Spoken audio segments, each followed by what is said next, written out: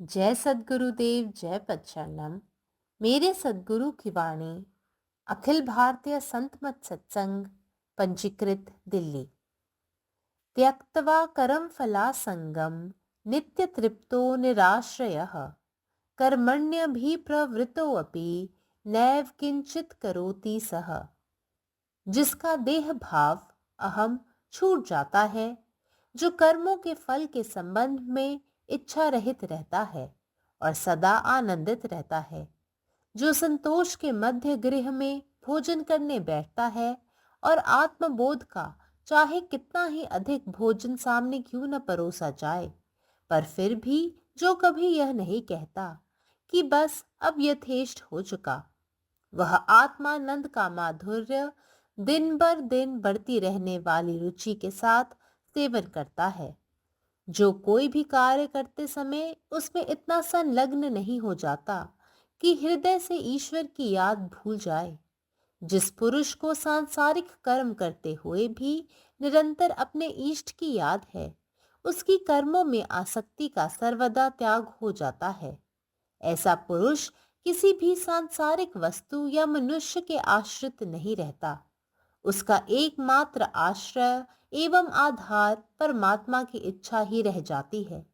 अतएव वह जो कुछ कर्म करता है या किसी क्रिया के उपरत हो जाता है, सब शास्त्र सम्मत और बिना आसक्ति के केवल लोक संग्रह के लिए ही बड़ी लगन के साथ करता है। इसलिए उसके कर्म नहीं होते। Having abandoned attachment for the fruits of action, ever content, depending on nothing, he does not do anything, though engaged in all kinds of undertakings, actions. The path of work is difficult to understand. We are not asked to renounce the fruits of actions as such, nor to ignore them. Otherwise, there would be no progress. We are only warned to renounce our mental slavery and intellectual clinging to the expected fruits. Only when we get too much preoccupied with the expected fruits of our actions do we come to exhaust ourselves and thus become inefficient in our activities. Forsaking tyaktava, our clinging, sangam, to the fruits of action, karam phalam, we are advised to strive for and to achieve happiness for the welfare of ourselves, the society, and the universe. Nitya Triptaha, ever satisfied, a perfect master has no clinging to the fruits of his actions.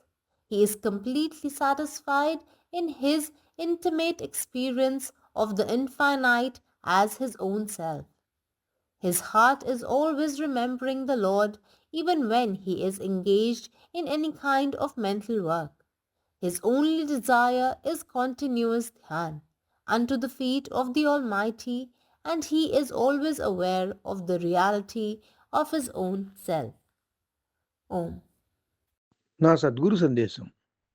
ఎవరి యందు దేహభావం అంటే అహం తొలగి ఉన్నదో, ఎవరు కర్మఫలములకు సంబంధించిన కోరికలు లేక జీవిస్తూ ఉంటాడో, ఎవరు సంతోషమనే గృహం మధ్య భోజనం చేయ కూర్చుని కోరినంత ఏమిటి ఇంకా అధికంగా ఆత్మజ్ఞానం అనే భోజనం వడ్డించబడినప్పటికీ కూడా చాలు సరిపోతుంది, కావలసినంత లభించింది అని ఎవరు చెప్పరో, రోజు రోజుకు అధికమయ్యే ఆత్మానంద రస మాధుర్యాన్ని ఎవరు సేవిస్తూ ఉంటారో, ఏ పని చేస్తున్నా కూడా హృదయంలో పరమాత్మ జ్ఞాపకాన్ని మర్చిపోయేంతగా ఆ పనిలో ఎవరు నిమగ్నం కారో, ఏ పురుషుడైతే ప్రాపంచిక కార్యములు చేస్తున్నా కూడా నిరంతరము తన ఇష్టదేవ జ్ఞాపకంలో ఉండి ఆ కర్మలందు శాశ్వతమైన త్యాగం కలిగి ఉంటాడో, అటువంటి పురుషుడు ఏ విధమైన ప్రాపంచిక వస్తువులను లేదా మనుష్యులను ఆశ్రయించడు. అతనికి మిగిలి ఉన్న ఒకే ఒక ఆశ్రయము, ఆధారము పరమాత్మ యొక్క కోరిక, ఆయన యొక్క ఇచ్ఛ మాత్రమే. అందువలన ఏ పని చేస్తున్నా లేదా ఏ కార్యక్రమములందు లగ్నమై ఉన్నా అన్నిటినీ శాస్త్ర సమ్మతంగాను, ఆసక్తి లేకుండాను కేవలము లోక్ కళ్యాణార్థము ఎంతో నిష్ఠతో, శ్రద్ధతో చేస్తాడు. అందుచేతనే అతనికి కర్మలు ఉండవు. పరమాత్మ నీవే ఉన్నావు, నీ ఇష్టమే నెరవేరాలి. ജയ് സദ്ഗുരുദേവ്, ജയ് പരശരണം. സദ്ഗുരുവിൻ്റെ സന്ദേശം. ശരീരബോധത്തിൽ നിന്ന് മുക്തി നേടുന്ന, കർമ്മഫലങ്ങളിൽ ആഗ്രഹമില്ലാത്ത, എപ്പോഴും സന്തുഷ്ടനായി വീട്ടിൽ സംതൃപ്തിയോടെ ഭക്ഷണം കഴിക്കാനിരിക്കുന്ന മഹത് വ്യക്തിയുടെ മുൻപിൽ ആത്മസാക്ഷാത്കാരത്തിൻ്റെ ഭക്ഷണം ധാരാളം വിളമ്പിയാലും മതി മതി എന്ന് ഒരിക്കലും പറയാത്ത ഒരാൾ ദിവസം തോറും വർദ്ധിക്കുന്ന താല്പര്യത്തോടെ ആത്മാനന്ദത്തിൻ്റെ മധുരം ആസ്വദിക്കുന്നു. ഹൃദയത്തിൽ നിന്ന് ദൈവസ്മരണ മറക്കുന്ന തരത്തിൽ ഒരു പ്രവൃത്തിയിലും ഒഴുകാത്തവൻ, ലൗകിക ജോലികൾ ചെയ്യുമ്പോഴും തൻ്റെ ഇഷ്ടദേവനെ ഓർമ്മിക്കുന്ന വ്യക്തി കർമ്മത്തോടുള്ള ആസക്തി എപ്പോഴും ഉപേക്ഷിക്കുന്നു. അത്തരമൊരു വ്യക്തി ഒരു ലൗകിക വസ്തുവിനെയോ മനുഷ്യനെയോ ആശ്രയിക്കുന്നില്ല. അവൻ്റെ ഏക പിന്തുണയും അടിത്തറയും ദൈവഹിതമായി തുടരുന്നു. അതിനാൽ അവൻ ഏത് പ്രവൃത്തി ചെയ്താലും അല്ലെങ്കിൽ ഏത് പ്രവൃത്തിയിൽ നിന്ന് വേർപിരിഞ്ഞാലും അത് വേദങ്ങളനുസരിച്ച് ജനങ്ങളുടെ ക്ഷേമത്തിനായി മാത്രം വലിയ ഭക്തിയോടെയും ഒരാസക്തിയുമില്ലാതെയും ചെയ്യുന്നു. അതിനാൽ അവൻ്റെ കർമ്മങ്ങൾ ഇല്ലാതായിത്തീരുന്നു. പരമാത്മാവ് നീ തന്നെ, നിൻ്റെ ആഗ്രഹം പൂർണ്ണമാകട്ടെ. ജയ് സദ്ഗുരുദേവ്, ജയ് പദശരണം. जय गुरुदेव, जय पदशरणम. जो शरीर भावनेपासून, अहंकारापासून मुक्त होतो तो आपल्या कर्मांच्या परिणामाबद्दल निराधार असतो आणि नेहमी आनंदित असतो. जो घराच्या समाधानाच्या मध्यभागी राहून जेवायला बसतो तो कधीही असे म्हणत नाही की पुरे झाले पुरे. जरी त्याच्यासमोर आत्मसाक्षात्काराचे भरपूर अन्न दिले गेले तरी तो दिवसेंदिवस वाढत जाणारा रस घेऊन आत्मानंदाचा गोडवा अनुभवतो. जो कोणत्याही कामात इतका गुंतत नाही की तो त्याच्या हृदयातून ईश्वराचे स्मरण विसरतो. जो व्यक्ती सांसारिक काम करत असतानाही आपला इष्ट इच्छित मनात नेहमी स्मरत ठेवतो, त्याची कामावरील ओढ नेहमीच सोडून दिली जाते. अशी व्यक्ती कोणत्याही सांसारिक वस्तूवर किंवा माणसांवर अवलंबून नसते. त्याचा एकमेव आधार आणि पाया देवाचीच इच्छा असते. म्हणून तो जे काही कर्म करतो किंवा कोणत्याही कृतीपासून अलिप्त होतो तो ते केवळ लोकांच्या कल्याणासाठीच शास्त्रानुसार आणि कोणत्याही आसक्तीशिवाय मोठ्या भक्तीने करतो. म्हणूनच त्याचे कर्म केले जात नाहीत. जय गुरुदेव, जय पदशरणम.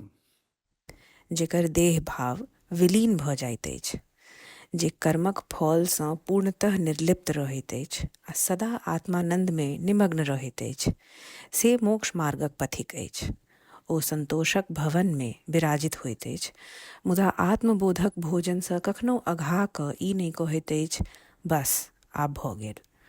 ओ आत्मानंदक माधुर्यकेँ दिन दिन बढ़ैत रुचिक संग अमृत तुल्य आहारक रूप में ग्रहण करैत अछि.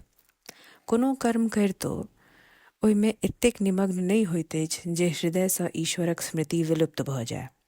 एहन मनुष्य संसारक समस्त कर्म करितो अपन इष्टक स्मरण निरंतर राखैत अछि. एहि मनुष्यक हृदयसँ कर्मक आसक्ति पूर्ण रूपेण नष्ट भऽ जाइत अछि. ओ कोनो सांसारिक पदार्थ अथवा मनुष्यक अधीन नहि रहैत अछि. ओकर एकमात्र आधार परमात्माक इच्छा मात्र रहि जाइत अछि. एहि कारणे जे कर्म ओ करैत अछि अथवा जाहि क्रियासँ ओ निवृत्त होइत अछि से सब शास्त्र सम्मत आ पूर्णतः निष्काम रहैत अछि. ओ मात्र लोक संग्रहक निमित्ते समर्पित रहैत अछि, एकदम निस्वार्थ भावसँ. एहन मनुष्यक कर्म कर्म नहि रहैत अछि. ओ निर्लेप, निरहंकार आ निष्काम भऽ ईश्वरक इच्छाक अंश मात्र बनि जाइत अछि. अखिल भारतीय संत मत सत्संग पंजीकृत दिल्ली, मुख्यालय B20 CC colony, Rana Pratap Bagh के सामने, दिल्ली. सत्संग आश्रम संत यशरूप तपोभूमि परिसर, अनंगपुर, जिला फरीदाबाद, हरियाणा.